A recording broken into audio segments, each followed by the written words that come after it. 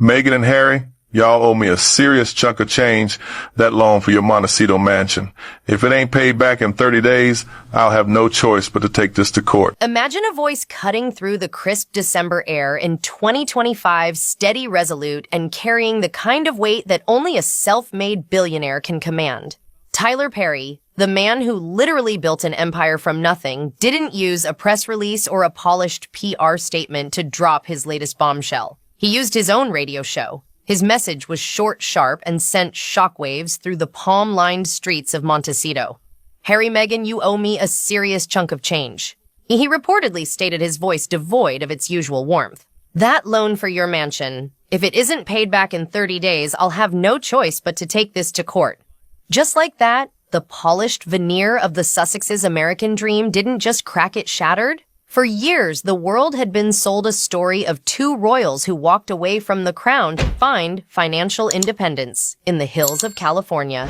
We saw the sprawling estates, the high-gloss Netflix specials, and the multi-million-dollar deals. But as Perry's ultimatum hung heavy over the tabloid headlines, in early 2026, a much darker reality began to surface. It turns out that independence might have been a house of cards propped up by the generosity of Hollywood elites who are now one by one coming to collect. The 30-day clock isn't just a rumor. It's a deadline that could end in a public foreclosure auction of their most prized asset. The story of how they ended up here, staring down a 30-day deadline from one of their most powerful former allies, isn't just about money. It's about a friendship that hit a $16 million wall. When the couple first fled Canada for Los Angeles in 2020, Perry was their knight in shining armor. He provided his $18 million Beverly Hills mansion as a sanctuary complete with high-level security at a time when they claimed to be cut off and in danger.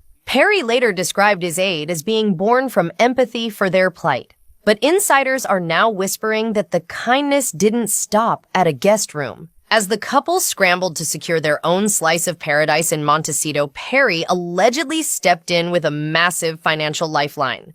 We're talking about a $14 million friendship loan to bridge the gap for a down payment. It was a deal made on a handshake fueled by the Sussex brand's post-royal luster. But in Hollywood, a handshake only lasts as long as the checks don't bounce. By early 2026, Perry's tone has shifted from protector to enforcer. In a recent interview with the Sunday Times, when asked how he helped them settle in, Perry curtly replied, "I didn't. Meghan is from California. She knows it well. There was nothing to prepare them for." That cold dismissal says more than any lawsuit could. The ghosting rumors are rampant, with sources claiming Perry is done and finished because the couple has allegedly stopped returning his calls regarding the repayment, which was reportedly due by the end of 2024. This isn't just about a billionaire wanting his money back. It's about the erosion of trust in a town where your word is your currency.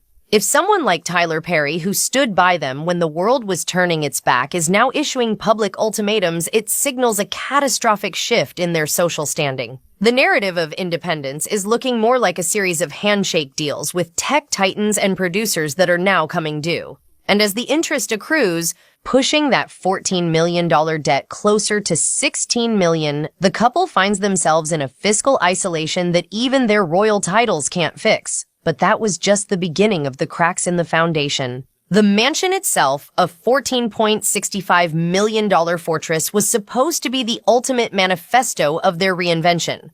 Boasting 9 bedrooms, 16 bathrooms, a tennis court, and a rose garden with panoramic Pacific views, it screamed arrival. It was a haven far from Windsor's watchful eyes. But beneath the sun-drenched facade, the property is becoming a financial black hole. Public records show a $9.5 million mortgage, but that's just the tip of the iceberg. Property taxes in Montecito are no joke, hitting over $200,000 annually. Then there's the security bill. To maintain the level of protection they feel they need, especially after losing their taxpayer-funded security, they are reportedly shelling out nearly $3 million a year. That's a staggering amount of cash flow required just to keep the lights on and the gates closed. Neighbors in Montecito, some of whom have reportedly dubbed them the Montecito Mean Girls, or the neighbors from hell, have voiced frustrations with the disruptions. But the real frustration is internal. Some financial experts are calling the mansion an unlucky asset, citing the high costs of upkeep amid natural disaster risks in the area and the sheer scale of the estate. The property was once owned by a Russian billionaire, Sergei Grishin, and its purchase was seen as a bold step into American luxury real estate. But in 2026, it looks more like a debt-fueled dream. With interest rates climbing and their primary income streams drying up, the question isn't just how they'll pay back Tyler Perry, but how they'll keep the mansion from going to public auction. If they can't secure traditional refinancing, which is difficult when you're facing delinquency notices in other areas of your business, the house they fought so hard for could become the very thing that undoes them. The walls are closing in, and the Montecito gossips are already speculating on who might buy the property next. While the mansion is a physical drain, the Sussex's professional vehicle Archewell is facing its own existential crisis. In late 2025, the organization underwent a quiet rebranding to Archewell Philanthropies, but the change hasn't stopped the regulatory glare. In May 2024, the foundation was issued a notice of delinquency by the California Attorney General for failing to pay fees and file essential records, while their team claimed it was a simple lost check. But the scrutiny hasn't let up. Charity Watch recently issued the organization a rating the equivalent of a red flag, citing a lack of transparency and an audit that they claim exists but won't actually show anyone. The numbers in their 2024 and 2025 filings are even more alarming. Expenses reportedly ballooned to over $5 million, while donations plummeted to just over $2 million. That is a massive reversal of fortune for a brand that was supposed to be a global powerhouse. Even more bizarre is where the money is going.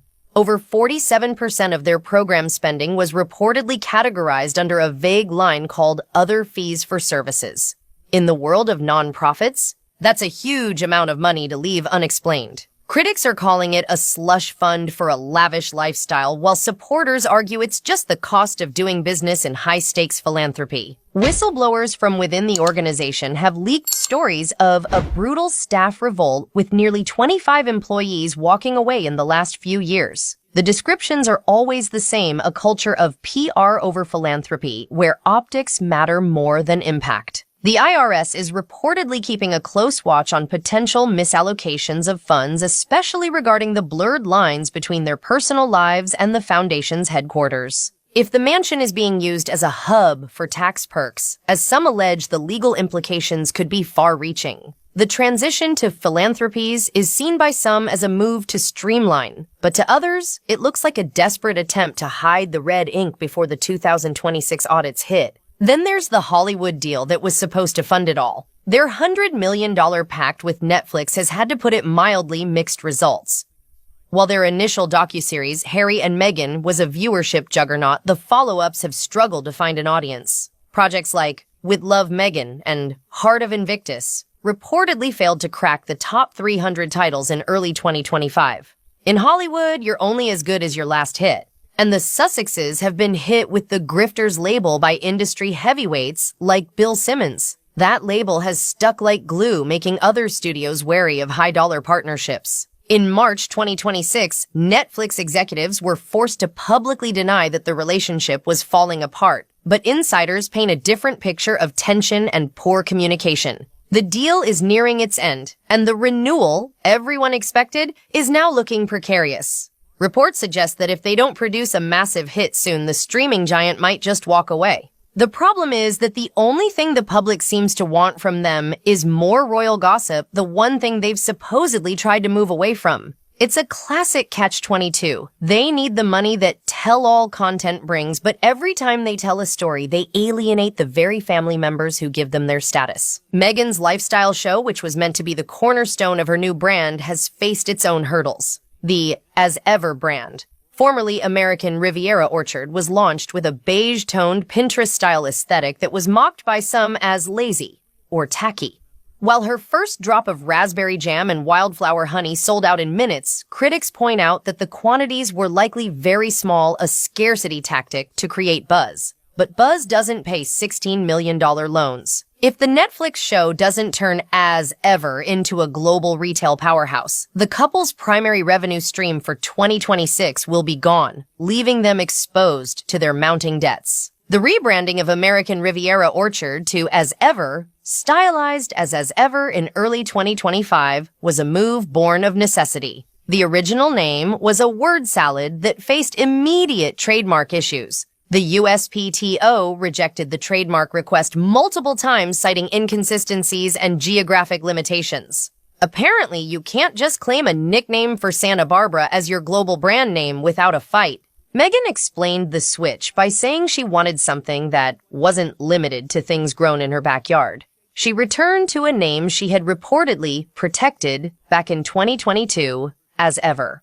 The brand is intended to be an extension of her love language, food gardening, and hosting. But the price points have raised eyebrows. We're talking about $13 jams and $21 honey. One restaurant owner called the pricing extreme and geared toward the elite rather than the everyday audience the Sussexes claim to represent. There's a fundamental disconnect between their message of compassion and equality and a brand that sells $42 gift boxes of fruit spread. Despite the criticism, the brand is Meghan's big bet for 2026. She's teased collaborations with luxury floral companies and expanded into meditation cushions and hospitality services. But in a crowded market dominated by established lifestyle gurus, As Ever is struggling to prove it's more than just a vanity project. If it fails to scale, it becomes just another expense on a balance sheet that is already deeply in the red. The As Ever pantry might look beautiful on Instagram, but it's a far cry from the multi-billion-dollar empire of someone like Tyler Perry, who is currently waiting for his check. As the financial pressure mounts, a new theory has emerged among royal watchers, the 2026 victim arc leak. Insiders claim that as the Sussexes face potential bankruptcy or foreclosure, their PR team is preparing to frame the crisis as a deliberate sabotage by the British royal family and their Hollywood enemies. The narrative is being shifted from financial mismanagement to systemic victimhood. The idea is to launch one final media blitz in mid-2026, where they'll claim that their deals failed because they were hunted and obstructed at every turn. But this time, the victim arc might not work. The world has grown weary of the grievance-driven content. Poll numbers are plummeting, and even their supporters are starting to ask why they haven't achieved the financial independence they promised back in 2020. Meanwhile, the Bank of Dad is officially closed. King Charles, while reportedly extending a final olive branch in the form of accommodation at Highgrove for visits, has made it clear that there will be no more cash bailouts. Prince William and Catherine have reportedly distanced themselves from the drama, entirely focusing on their own stability and health. Harry's ongoing litigation against the Daily Mail in early 2026 has been described as a recurring traumatic experience. In his witness statement, he accused the publisher of a campaign to drive him to drugs and drink by keeping his life under constant surveillance. While his legal battles are a matter of principle for him, they are also a massive financial drain. If he loses these cases, the legal fees could be the final nail in the coffin. The royal schism has left them without the one safety net they always assumed would be there. They are truly on their own now, and the costs of that freedom are being laid bare in a courtroom. As we reach the end of Perry's 30-day ultimatum, the world holds its breath. This isn't just a dispute between celebrities. It's a moment of truth for a global brand that was built on an illusion of self-sufficiency. If the $16 million isn't paid, and Perry moves forward with foreclosure or a public lawsuit, the discovery process will be devastating. Every tax return, every secret loan from a Silicon Valley mogul, and every failed deal will be exposed for all to see. The mosaic of lenders that has propped up their lifestyle will be unmasked, and the narrative of empowerment will be revealed as an entanglement. The Montecito mansion, once a symbol of liberation, now epitomizes overreach. It's a testament to borrowed glory that might soon be gone. Will they liquidate their assets, perhaps Harry's inheritance, or the residuals from Meghan's Suits days to avert disaster?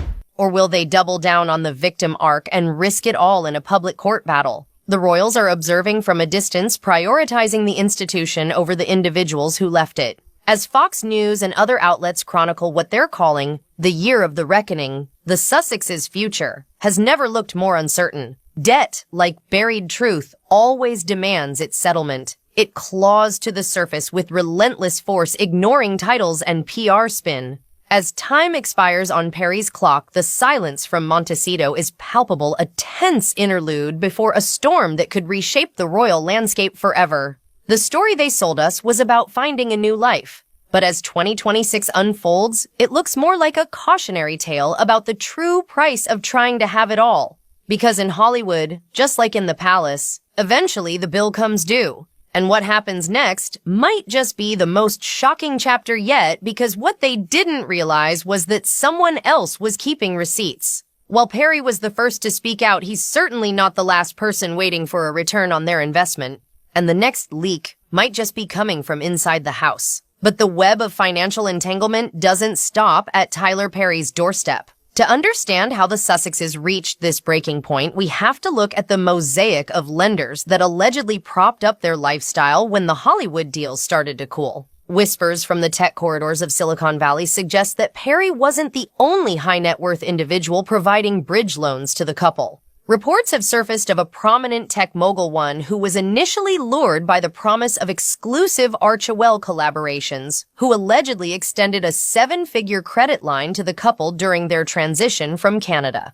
This wasn't a bank loan with strict terms. It was a visionary's investment in what was supposed to be a new global power brand. But as the Spotify deal imploded, and the creative rifts with Netflix became public knowledge, that investment reportedly soured. When those collaborations fizzled, the calls for repayment started coming in, and just like with Perry, the silence from Montecito has been deafening. It's a pattern of handshake deals among the affluent that is now beginning to backfire. In the world of the ultra-wealthy, interest isn't just calculated in dollars. It's calculated in access and reputation. If you stop providing the royal proximity that these moguls crave, the generosity disappears instantly. Insiders are now suggesting that these tech-heavy credit lines are being called in, simultaneously creating a liquidity crunch that has the couple scrambling. This is why the 2026 victim arc is so crucial. It's not just a PR move. It's a survival strategy. If they can convince a new set of investors that they were sabotaged by the establishment, they might secure one more round of funding to keep the lights on in Montecito.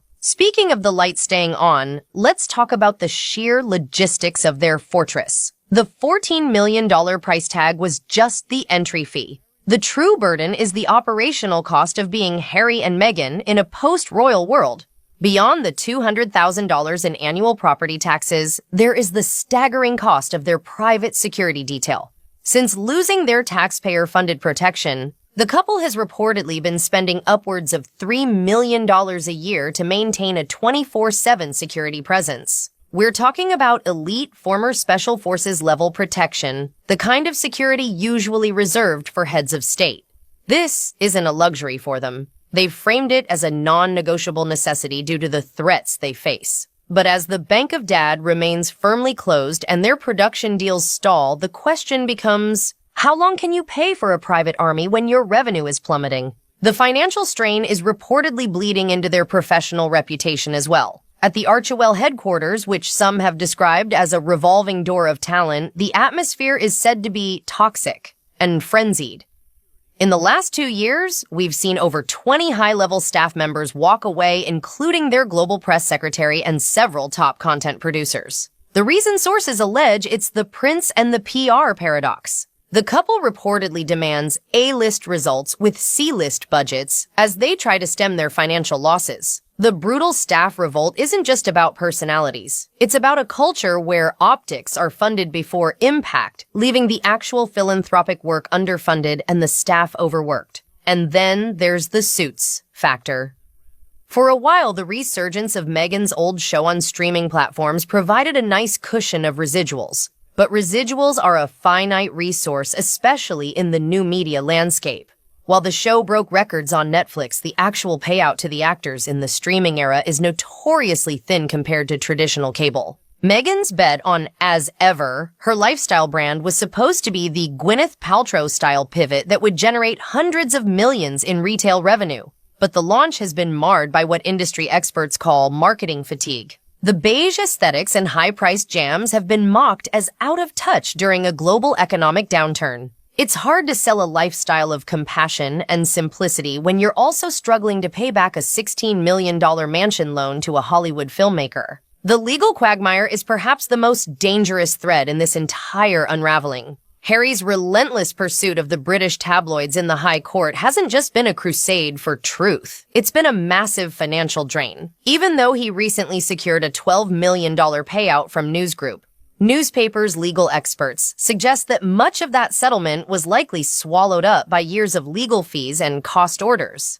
It wasn't the windfall many expected. And as he continues his battle with the Daily Mail, the discovery process in those cases is a double-edged sword. To prove his claims, he has to expose his private communications, his financial records, and his internal dealings. In 2026, those records could become public property, providing the very ammunition his creditors like Tyler Perry need to prove he has the assets to pay his debts. So as we stare down the barrel of this 30-day ultimatum, the endgame is becoming clear. The Sussexes are caught in a pincer movement on one side. They have mounting personal debts and handshake loans that have gone sour. On the other, they have a professional brand that is struggling to stay relevant in a town that has already moved on to the next big thing. King Charles and Prince William are reportedly watching from the wings, but with no intention of intervening. The victim arc is their last-ditch effort to flip the script, but in 2026, the audience might just be ready to change the channel.